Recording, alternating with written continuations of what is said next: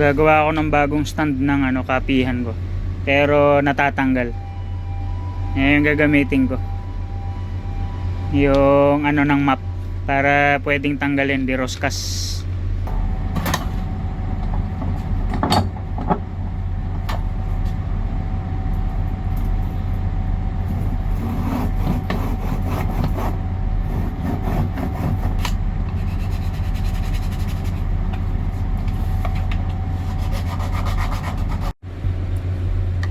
Ito na siya.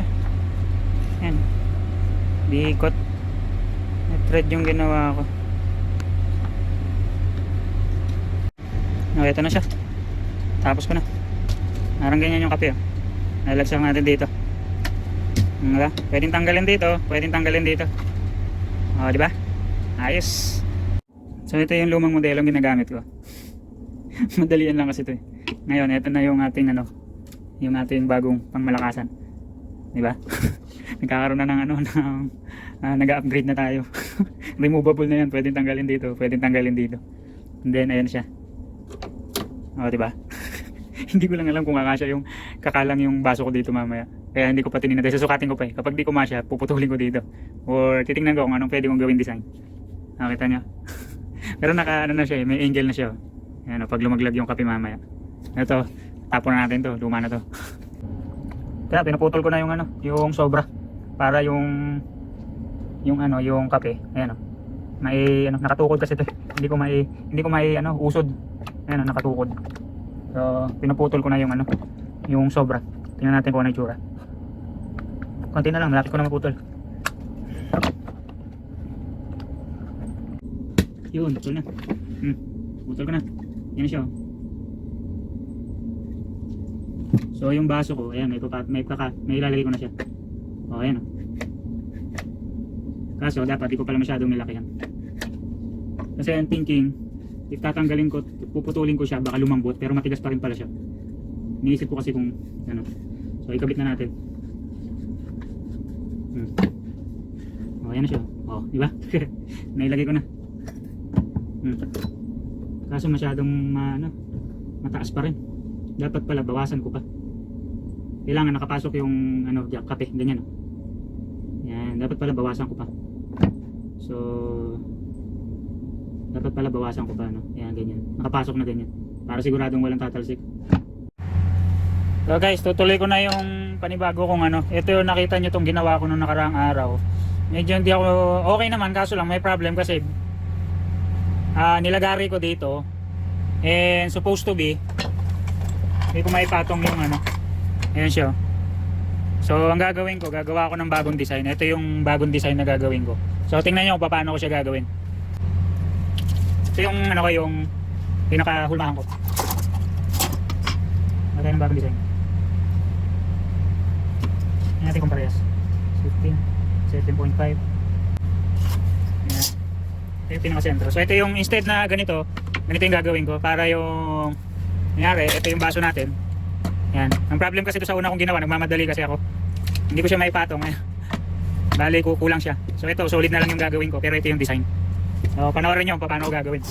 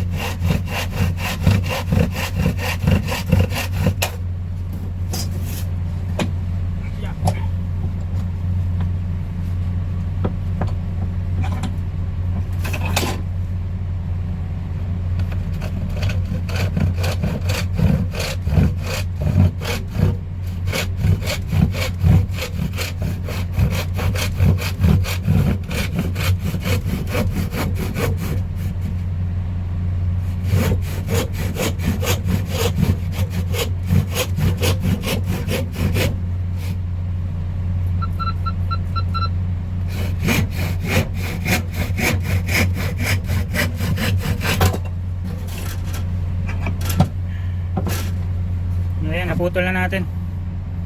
Yung edge, puputulin ko ng lagaring bakal. Balik, saan yung lagaring bakal natin? May bagong bakal rito eh. Saan punta yun? Wala.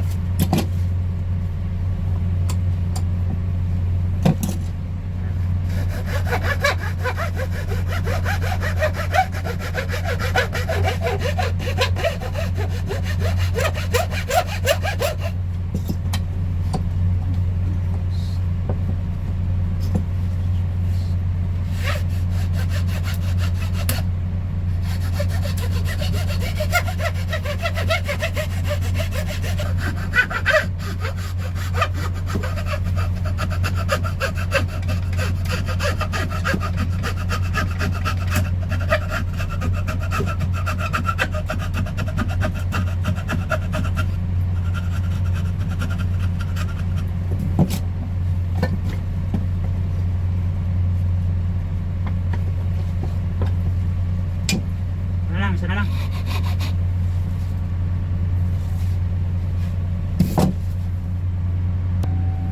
Isa na lang.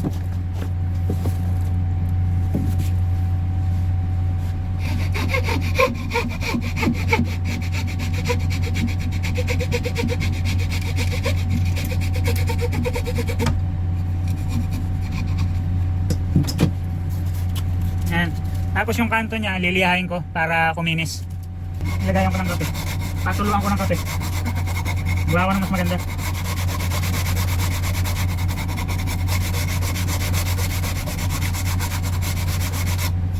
Yan. Yan, ano ko na yung kanto niya. Konti na lang. Cut ko na yung kanto. Ito medyo hindi pa ganun kakanto. Ayan natin.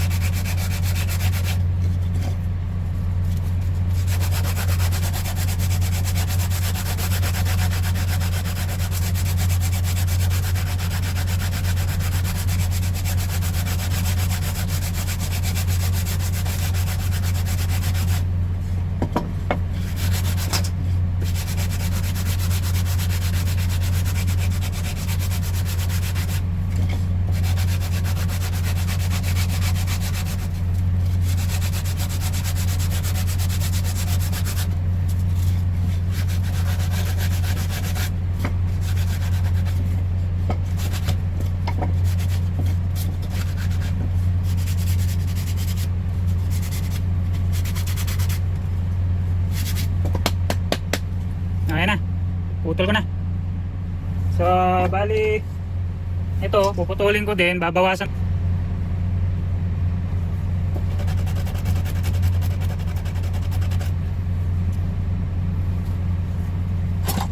Yan, bali ganito yung magiging sequence nya.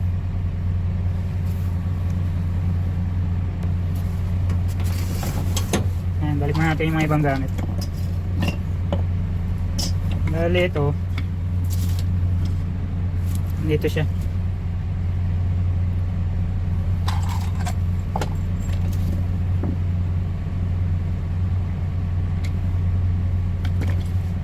Ipinturahan ko naman kasi ito ng kulay itim yung gusto kong kulay para hindi marumihin. So dito ko siya ilalagay. Pantay na siguro to. Yan. Pantay na yan. Kasi dito yung ano niya, yung pinaka kapihan eh, ano.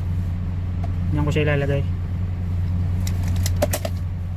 Tingnan natin.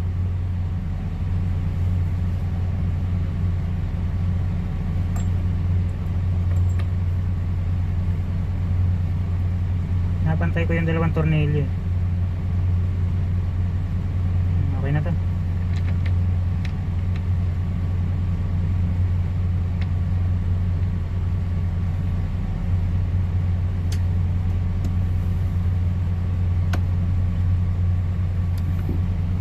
Lagyan natin ng marking.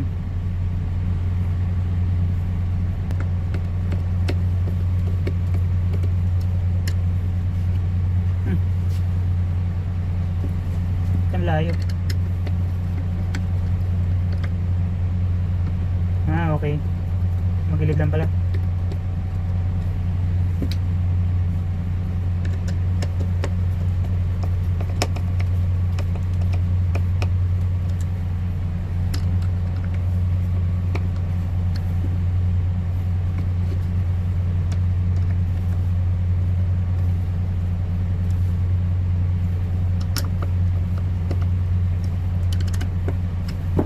Ayan. So ayan na siya. Then ito. Then ito naman yung ano niya, yung stand. So dito siya lalagay. Pinaka stand.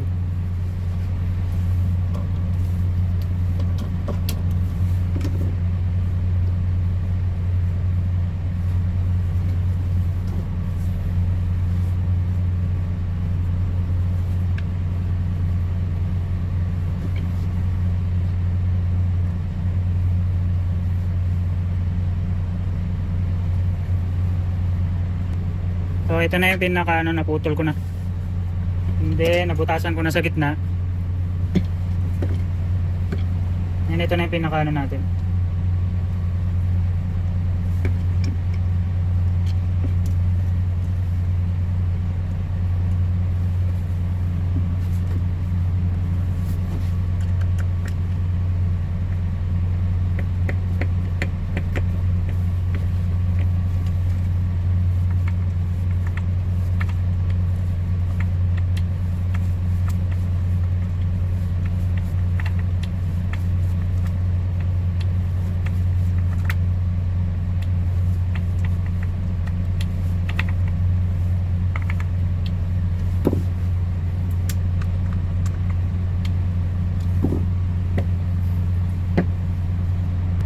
So ayan na siya.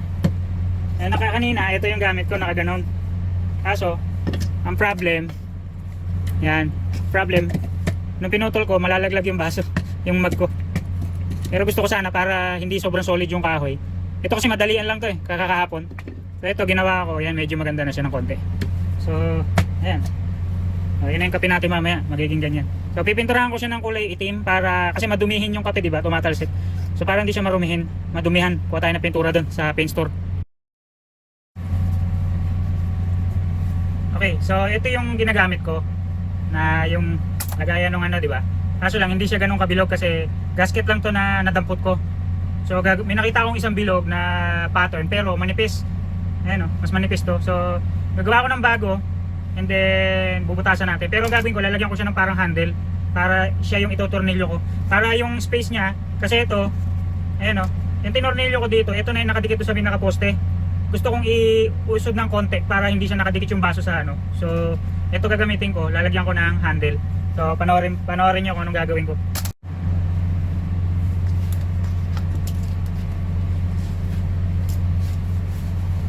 So ito yung gasket na bago. And then gagawa tayo ng yan, ganyan. So lalagyan ko siya ng handle. Dito ko puputol sa gilid lang para ano. Ayan, dito natin puputulin sa kanto. Ayan. Baka siguro pwede na to. Para yung pinaka ano niya, yung kanto niya rito, dito ko na lang siya itutornilyo. And then ang ikakat ko ito para hindi sayang yung gasket natin. Dito tayo magputol. Naghanap ako ng bilog buti na lang may nakita ako kasi magkasing size to Alam ko magkasing size sila Ayan. Yung strainer natin kasya dito. Ayan. Okay, kakat natin sa loob.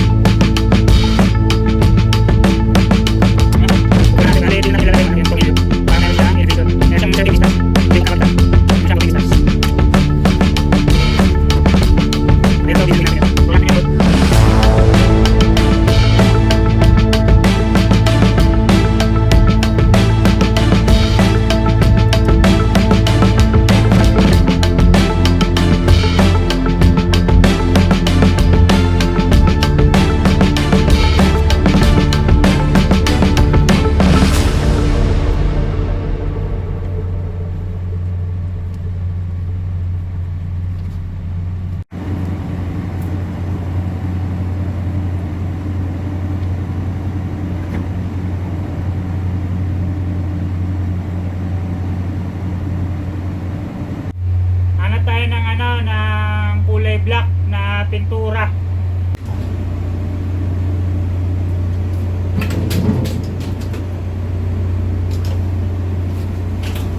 So, pilot sa mga first time na OS tsaka deck cadet, ipampintura natin sa ano, ng mga walang hardeners pagka Johto ng brand.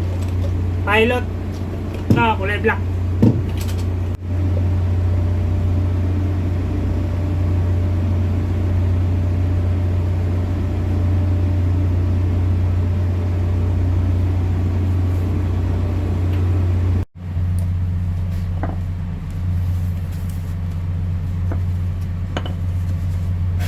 Ito na yung pintura natin, kulay itim. Itim ang ilalagay ko para hindi madumi. Haloy muna natin maigi.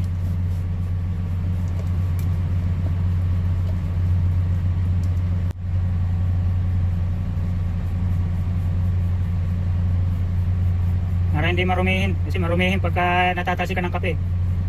Pupunasan ko pa, kaya dark color na lang para mukhang black campers ang datingan. Black campers, baka naman.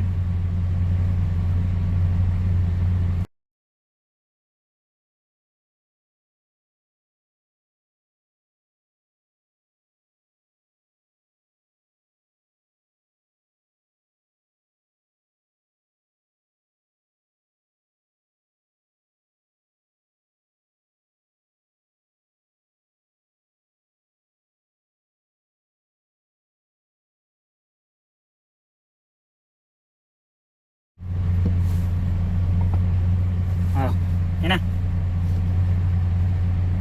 So na yung DIY natin. Na-adjust ko na yung level. Papatayuin na lang natin. And then mamaya sa second coat. Gabi kasi, pero kung umaga mas maganda to kasi madaling matuyo sa araw. So sa second coat lang natin mamaya. And then abangan nyo yan kapag ginamit ko na uli. Alright.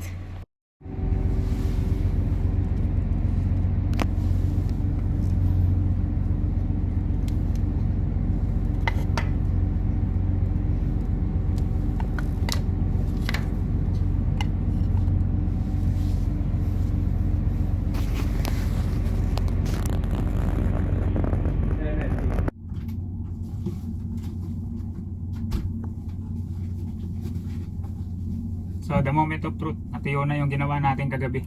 Ikakabit na natin siya. Inoran nyo kung paano ikakabit.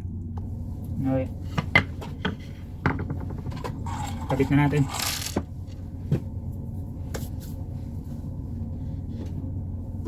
Yung mga materyales at paraphernalias.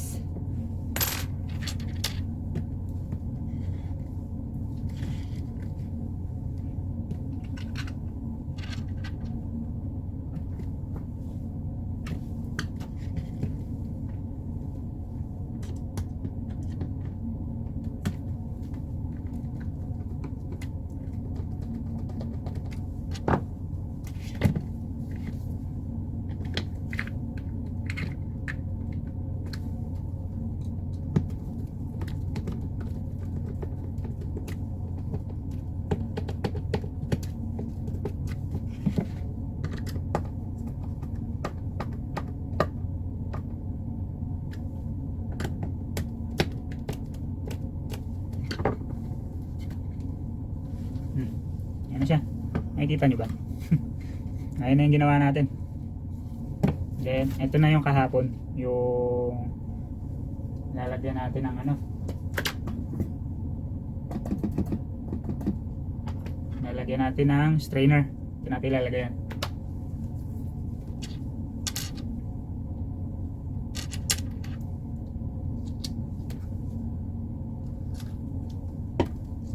Uy, ulog.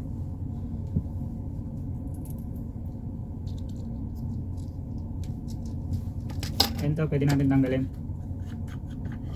Yan. Ating kabit. Ano siya? Ito, tornilyo ko. Yan.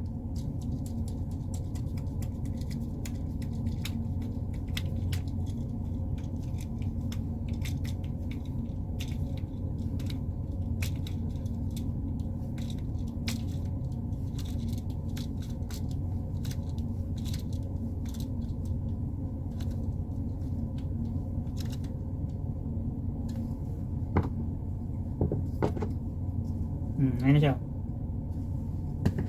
Ayan, buo na natin.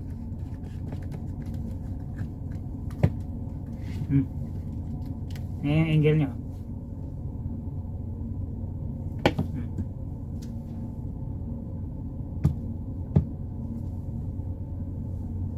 Dali, ganyan siya.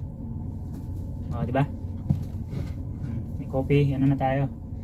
Kaso masyadong malapit pa rin siya. Ayan.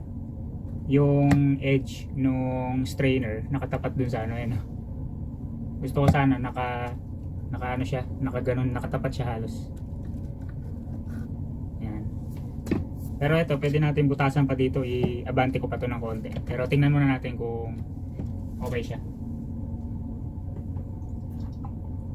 So, gawa lang tayo ng kape. Makita natin sa actual.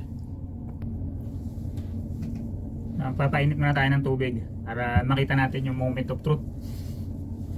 Mainit pa tayong tubig.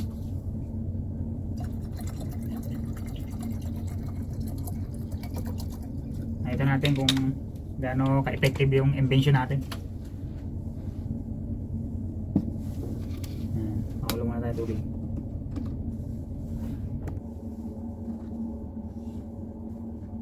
Ayan. Ayan. Pakulong muna tayo ng mainit na tubig.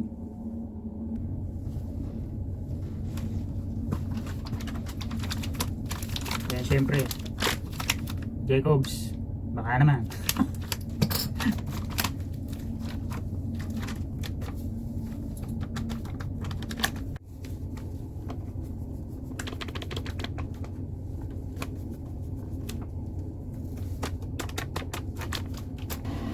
Ito na yung ano natin,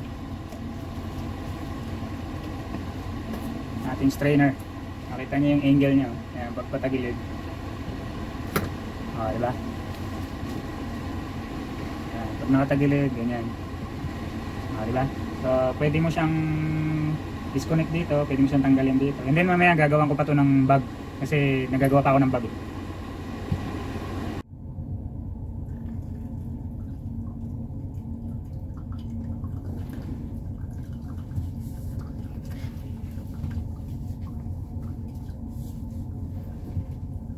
So, ang sarap magkape, lalo na kapag may Greek balls. Linggo kasi ngayon, kaya may Greek balls tayo. Sarap nito sa kape kasi honey yung nakabalot dito sa tinapay na to. Tapos yung kape natin, walang asukal. So, ang sarap ng combination niya.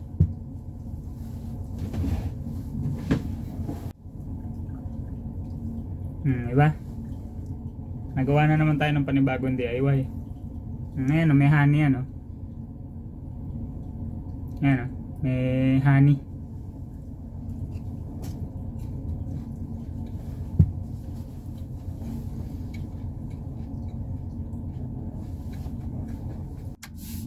So, kakatapos ko lang kumain, and then ang gagawin naman natin ngayon is lalagyan natin gagawa natin ng bag yung ginawa nating DIY coffee dripper.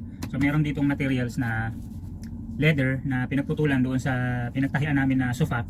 So ito yung mga pinagputulan, hindi ko alam kung paano pa nila gagamitin to kasi parang ako lang yung mahilig manahiri sa barko na to. So kinuha ko to sa mga pinagputulan, and then gagawa tayo ng bag niya para naka-organize. So ito yung size na measurement. So mga ganyan kahaba lang. Nasukatan ko na to kanina eh. So mga ganitong size pasok na to. Yan. So tulin na natin. Yan. So ito yung bag na gagawin natin. Paglalagyan nito. Mamaya gagawin natin paggising ko. Kaya stay tuned on our sewing DIY sewing project. Abangan nyo kung paano ko ito tatayin. Okay, so sisimulan na natin tong yung pagtatahi. So tingnan nyo kung paano ko siya tatahiin. So basically kapag pumuputol ako, nilalagay ko yung item sa loob para makita ko kung magfi-fit siya, kung magkakasya ba talaga siya. Ayan, parang ganyan. And then gaganyan ko siya para makita ko mismo kung talagang, kasi pag nagtahi kayo at binaliktad nyo to, nababawasan siya ng around 1 centimeter or 1 inches. Depende sa kung saan nyo siya tinahi. So, laging may allowance. Ayan, nakita nyo.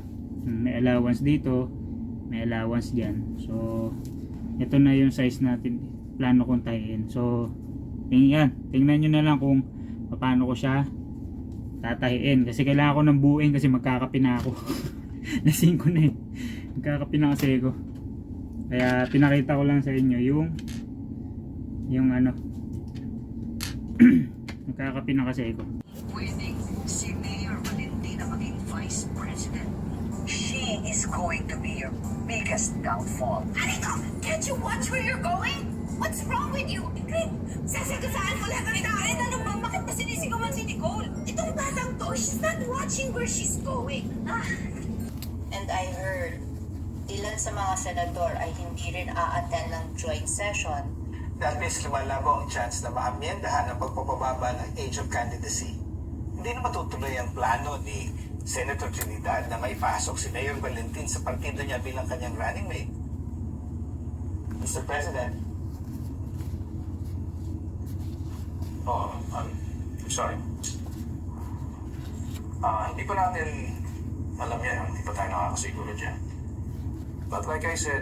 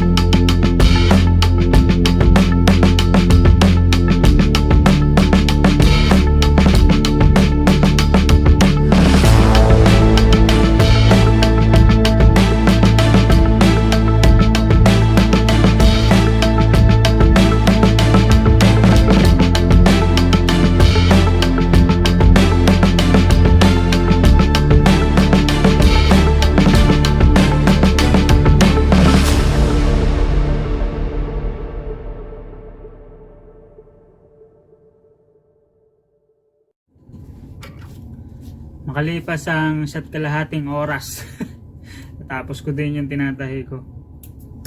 So ito na siya. Tahin na natin yung lagayan nung ating coffee dripper. Ganyan yung itsura niya. Kamay lang kasi siya. Pero kung di makina to, mas maganda syempre yung tahi natin. Pero sa labas natin siya tinahi kasi syempre babalik ta rin naman natin to. And then tignan nyo to. Kung ano yung itsura niya pag nabaliktad na.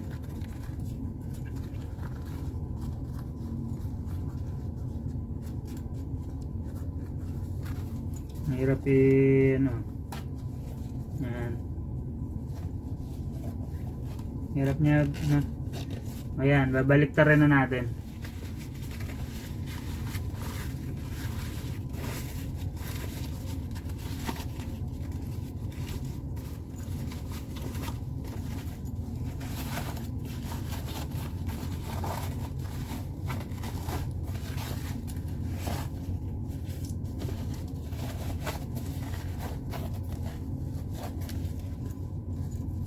Ayan na siya.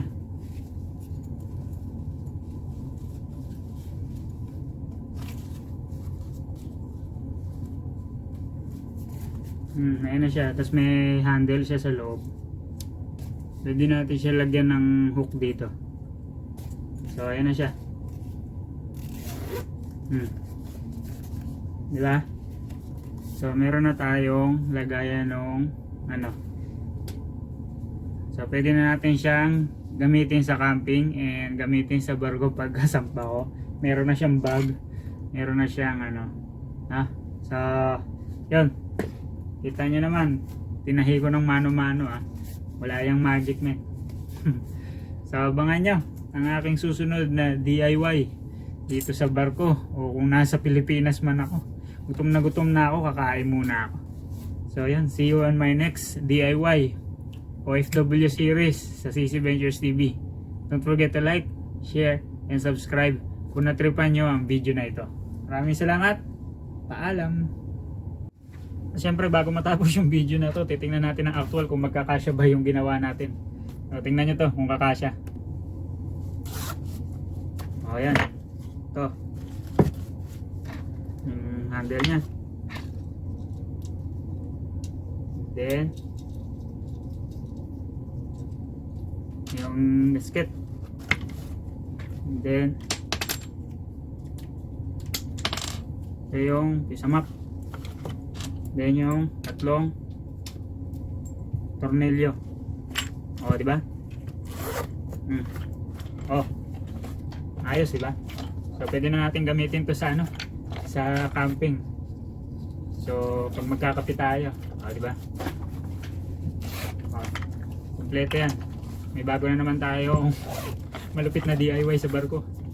So shout out sa mga tropang marino na mahilig mag-DIY diyan. Baka magustuhan niyo, pwede niyo gayahin 'to. So yan, kain muna ako. Paalam na talaga.